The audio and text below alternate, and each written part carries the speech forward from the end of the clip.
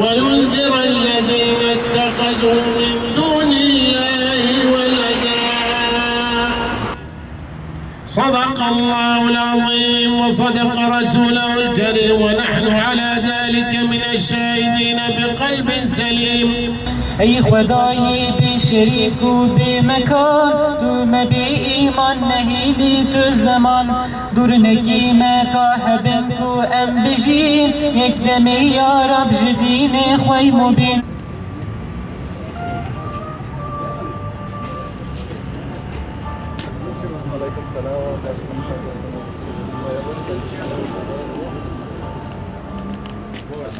Oruç bize farz kılmasının sebebi kötülüklerden arınmamız için. Yani aç kalarak, susuz kalarak, Allah-u Teala'nın zikrini yaparak kötülüklerimizden arınmamız lazım. Bu Ramazan ayında sadece ve sadece sabahtan akşama kadar kendimizi aç bırakıp ondan sonra da bütün kötülüklerimize devam ediyorsak bu tuttuğumuz orucun bir anlamı olmaz.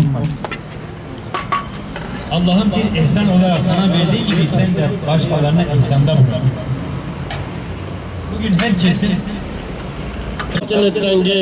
Ya Rabbi nasru medet yardımı gibi Müslüman adı Ya Rabbi.